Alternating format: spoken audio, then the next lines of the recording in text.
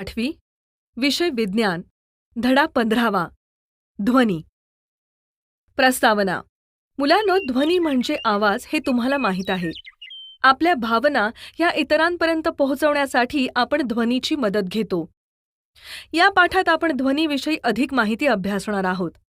सर्वात आधी तुम्ही मला सांगा, ध्वनी कसा निर्माण होतो? ध्वनी हा वस्तूच्या कंपनामुळे निर्माण होतो. बरोबर. तुम्ही वीणा किंवा तंबोरा पाहिला असेल. त्याच्या तारांना छेडले की ते कंप पावतात व त्यामधून ध्वनी ऐकू येतो. तर आता आपण ध्वनीची निर्मिती कशी होते हे अभ्यासूया. ध्वनीची निर्मिती. ध्वनी एक प्रकारची ऊर्जाच आहे. ही ऊर्जा आपल्या कानात ऐकण्याची संवेदना निर्माण करते. ध्वनीची निर्मिती आघाताने, हवा फुंकल्याने, ओरखडल्याने, विविध वस्तू हलल्याने अशा अनेक कारणाने होऊ शकते.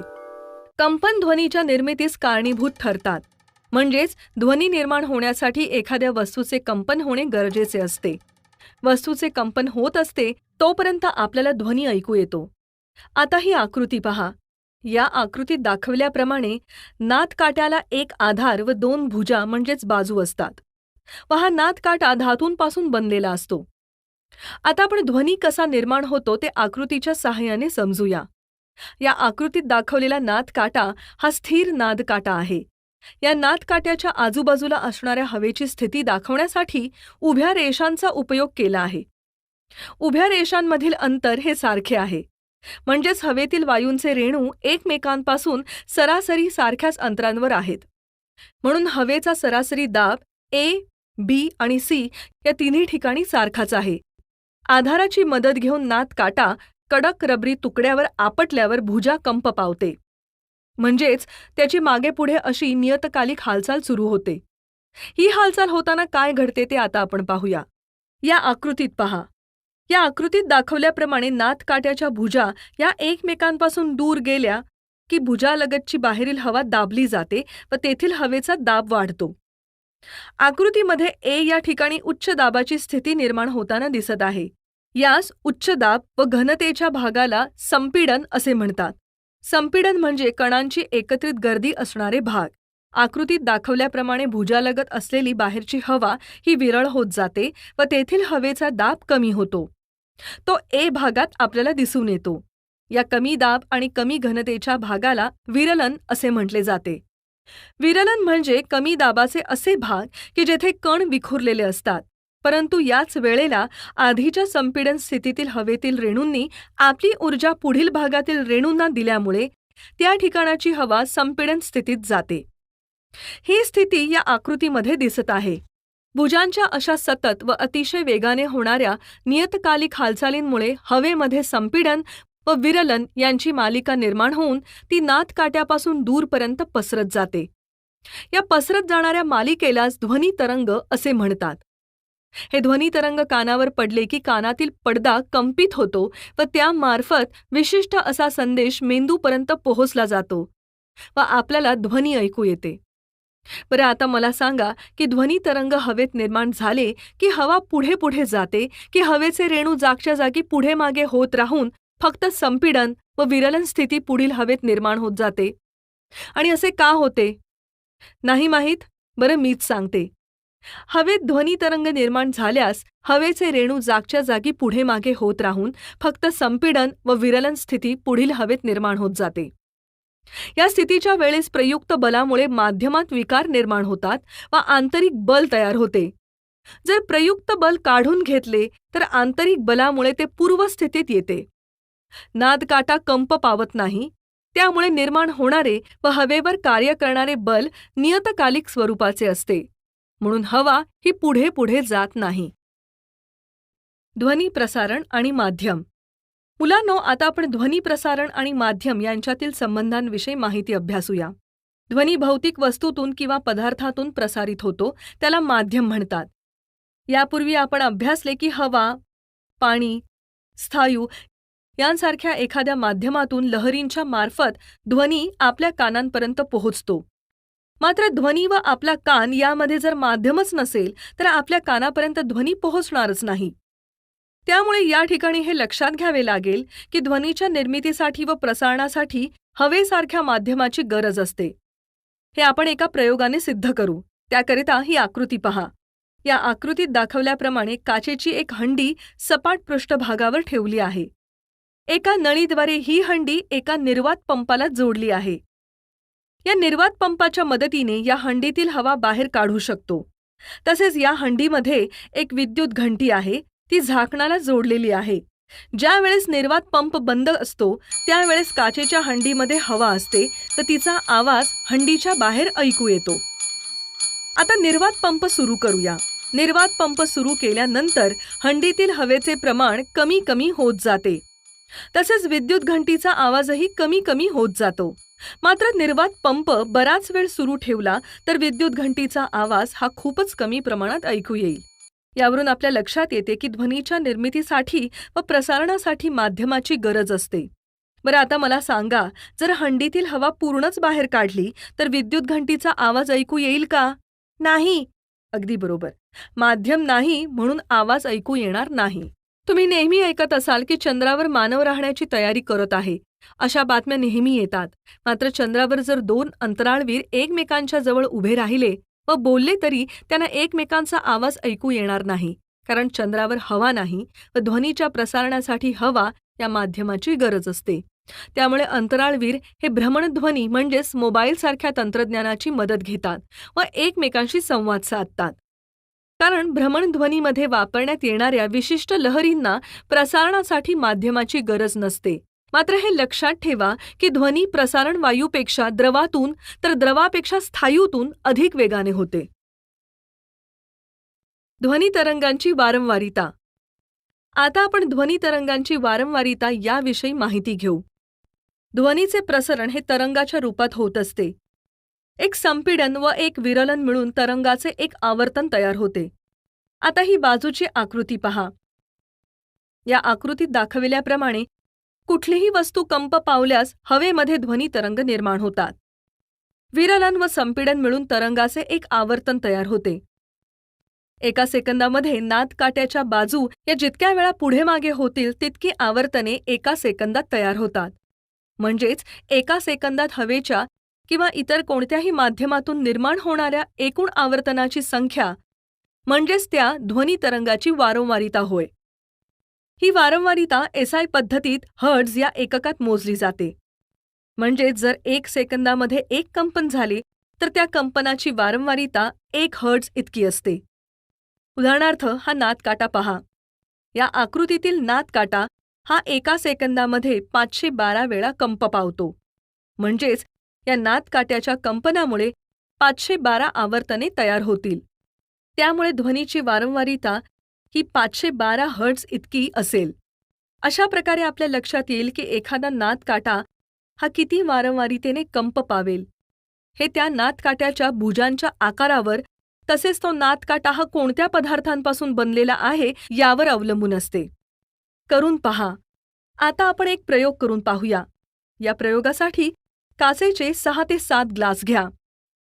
हे ग्लास क्रमाक्रमाने मांडून प्रत्येक ग्लासमध्ये थोडी थोडी पाण्याची पातळी वाढेल असे पाणी घाला. आता या ग्लासवर पेन्सिलने आघात करा.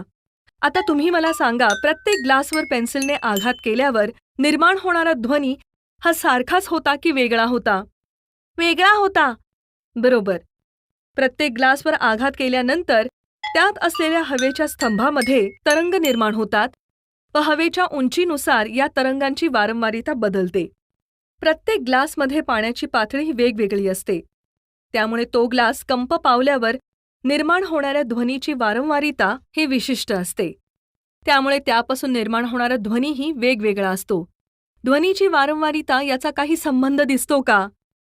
व कसा दिसतो ते सांगा. हो, संबंध दिसतो. कारण ग्लासातील हवेच्या स्तंभाची उंची जेवढी जास्त असेल तेवढी ध्वनीची वारंवारिता कमी असते. बरोबर. अशा प्रकारे आज आपण या प्रयोगाद्वारे ध्वनी तरंगाची वारंवारिता अभ्यासली. ध्वनी आणि संगीत. मुलांनो, संगीत ऐकले की मन प्रसन्न होते. मात्र हे संगीत तयार करताना स्वर व ध्वनीच्या वारंवारितेचा विचार केला जातो. कारण ध्वनी तरंगाची वारंवारिता बदलली की निर्माण होणारा ध्वनी हा वेगवेगळा असतो व ध्वनी तरंगाच्या वेगवेगळ्या वारंवारितेमुळे वेगवेगळ्या स्वरांची निर्मिती होत असते. स्वरनिर्मिती करण्यासाठी संगीत वाद्यही वेगवेगळी वापरली जातात. आता हे चित्र पहा. या चित्रात दाखवल्याप्रमाणे सतार, व्हायोलिन, गिटार यांसारखे तंतुवाद्य तर बासरी, सनई अशा फुंक वाद्यांचा उपयोग केला जातो. तसेच आपल्या गळ्यामधूनही वेगवेगळे स्वर निर्माण करता येतात. तंतुवाद्यावर असणाऱ्या तारांवरचा ताण कमी जास्त करून तसेच तारेच्या कंप पावणाऱ्या भागांची लांबी बोटांनी कमी जास्त करून स्वरनिर्मिती करता येते. बासरीसारख्या फुंक वाद्यामध्ये बोटांनी बासरीची छिद्रे दाबून किंवा मोकळी करून बासरीतील कंप पावणाऱ्या हवेच्या स्तंभाची लांबी कमी जास्त करून स्वरनिर्मिती होते. तसेच बासरीमध्ये वापरली जाणारी फुंक बदलूनही वेगवेगळ्या स्वरांची निर्मिती होते. मुलांनो, तुम्हाला मध्य सप्तकात असणारे सा रे ग म प ध नी हे सूर माहीत आहेत. आता हा खालील तक्ता पहा. आपल्याला या तक्त्यावरून या स्वरांची वारंवारिता लक्षात येईल. अशा प्रकारे या तक्त्यावरून आपल्याला संगीतातील सप्तसुरांच्या वारंवारितेची माहिती मिळते. आता हे चित्र पहा आणि ही वाद्ये कोणती आहेत ते सांगा. सतार, बासरी, सनई, तबला, संतूर, मेंडोलिन, बिगुल, सॅक्सोफोन. बरोबर. यातील सतार, संतूर आणि मेंडोलिन ही तंतुवाद्ये आहेत. यात ताणलेल्या तारांच्या कंपनामुळे ध्वनी निर्माण होतो. तर बासरी, सनई, बिगुल व सॅक्सोफोन ही फुंक वाद्ये आहेत. यात कंप पावणाऱ्या हवेच्या स्तंभाची लांबी बदलून निर्माण होणाऱ्या ध्वनीची वारंवारिता बदलता येते. आणि तबला हे समाघात वाद्य आहे. यात चर्मपटलावर बोटाने आघात केला असता ते पटल कंप पावून ध्वनी निर्माण होतो. मानवनिर्मित ध्वनी. ज्यावेळेस आपण मोठ्याने बोलतो, गाणी म्हणतो किंवा मधमाशीसारखा गुंग गुंग असा आवाज काढतो किंवा घास गिळताना आपण गळ्यावर हाताचे बोट ठेवले तर उंचवटा भाग असल्याचे जाणवते. तो उंचवटा भाग म्हणजेच स्वरयंत्र आहे. आता ही आकृती पहा. या आकृतीत दाखविल्याप्रमाणे स्वरयंत्राची रचना असते. हे स्वरयंत्र श्वसन नलिकेच्या वरच्या बाजूला असते. त्यामध्ये 2 स्वरतंतू असतात. या स्वरतंतूमध्ये असणाऱ्या जागेतून हवा श्वसन नलिकेत जाऊ शकते. फुफ्फुसामधील हवा ज्यावेळेस या जागेतून जाते तेव्हा हे स्वरतंतू कंप पावतात व ध्वनी तयार होतो. या स्वरतंतूंना जोडलेले स्नायू हे या तंतूवरील ताण कमी जास्त करण्यास मदत करतात. या स्वरतंतूवरील ताण वेगवेगळा असल्यास निर्माण होणारा ध्वनीही वेगळा असतो. कृती. आता आपण ध्वनी कसा निर्माण होतो ते एका सोप्या कृतीद्वारे पाहू. सर्वप्रथम सायकलचा निरुपयोगी ट्यूब घ्या. 2 सारख्या आकाराचे रबराचे तुकडे या ट्यूबपासून कापा.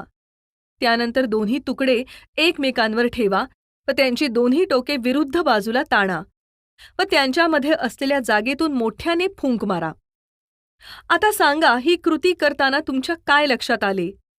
ताणलेल्या रबराच्या तुकड्यामधून हवा वाहू लागली आणि ध्वनी म्हणजेच आवाज ऐकू आला. अगदी बरोबर. या ट्यूबप्रमाणेच आपल्या स्वरयंत्राचे कार्य चालते.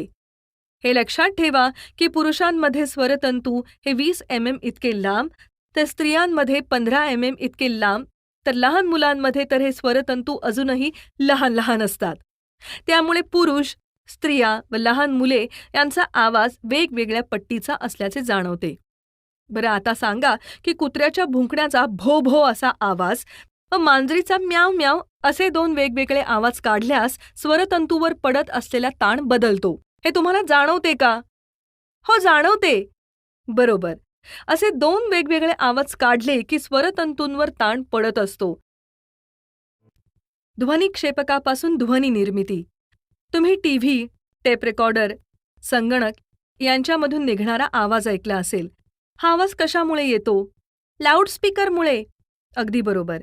या उपकरणामध्ये लाऊडस्पीकर असतो. त्यालाच ध्वनिक्षेपक असे म्हणतात. आता ही बाजूची आकृती पहा. या आकृतीत दाखवल्याप्रमाणे या ध्वनिक्षेपकामध्ये एक कायम चुंबक बसवलेले असते. त्याच्या भोवती तारेचे कुंतल गुंडाळलेले असते. या कुंतलातून विद्युत प्रवाह प्रवाहित झाला की चुंबकीय क्षेत्र तयार होते. तसेच तुम्हाला माहीत आहे की 2 चुंबक एकमेकांजवळ आणले की त्यांच्या स्थितीनुसार त्यांची हालचाल होते. अशाच प्रकारे या ध्वनिक्षेपकामध्ये कुंतलाद्वारे निर्माण झालेल्या चुंबकीय क्षेत्रामुळे कुंतल मागे पुढे हलायला लागते. कुंतलाचे हे हलणे म्हणजेच त्याची वारंवारिता आणि आयाम, त्यातून वाहणारा विद्युत प्रवाह कशा प्रकारे बदलत आहे त्यावर अवलंबून असते. याच कुंतलाला जोडलेल्या ध्वनिक्षेपकाच्या पडद्याची मागे पुढे हालचाल होते. ज्याप्रमाणे नादकाट्याच्या भुजांच्या मागे पुढे होणाऱ्या हालचालींमुळे हवेमध्ये ध्वनितरंग निर्माण होतात, त्याचप्रमाणे या ठिकाणी पडद्याच्या मागे पुढे होणाऱ्या हालचालींमुळे हवेमध्ये ध्वनितरंग निर्माण होतात. ध्वनिक्षेपकाच्या पडद्याला आपण हलकासा हात लावला की आपल्याला ध्वनितरंगाचा कंपनाचा अनुभव घेता येतो. ध्वनिक्षेपकाच्या मदतीने खूप मोठ्या पातळीचा आवाज निर्माण करता येतो. त्यामुळेच सार्वजनिक ठिकाणी ध्वनिक्षेपकाचा वापर केला जातो. मात्र 100 डेसिबलपेक्षा जास्त पातळीचा ध्वनी ऐकणे हे आपल्या कानाला धोकादायक आहे. त्यामुळे आजच्या या विज्ञान युगात ध्वनी पातळी मोजण्यासाठी विविध उपकरणांची सहज उपलब्धता होऊ शकते. आपण वापरत असलेल्या भ्रमणध्वनीच्या मदतीने ॲपद्वारेही ध्वनीची पातळी मोजू शकतो. कारण भ्रमणध्वनीवर ध्वनीची पातळी डेसिबल या एककात मोजण्यासाठी ॲप उपलब्ध आहेत. त्याद्वारे आपण विविध परिस्थितीत ध्वनीची पातळी मोजू शकतो. बरं, आता तुम्ही मला सांगा की ध्वनिक्षेपकापासून अंतर आणि आवाजाची पातळी यामध्ये काही संबंध आहे का? अंतर आणि आवाजाची पातळी यामध्ये संबंध आहे, कारण अंतर जास्त असले की आवाजाची पातळी कमी असते. छान. ध्वनी प्रदूषण ही अतिशय त्रासदायक गोष्ट आहे. यामुळे मानसिक संतुलन बिघडत असते. ध्वनी व ध्वनी निर्मितीचा अभ्यास करत असताना त्याचा इतरांना त्रास होऊ नये याची आपण काळजी घेतली पाहिजे. ध्वनी प्रदूषणामुळे पर्यावरणाला हानी पोहोचते व सामाजिक स्वास्थ्यही बिघडते. त्यामुळे आपण सामाजिक जबाबदारी म्हणून ध्वनी प्रदूषण टाळण्यासाठी प्रयत्न करणे खूप गरजेचे आहे. अशा प्रकारे आपण या पाठामध्ये ध्वनी व ध्वनीची निर्मिती तसेच ध्वनीचे प्रसरण, ध्वनितरंगाच्या वारंवारितेत कसा बदल होतो याविषयी अधिक विस्ताराने माहिती घेतली.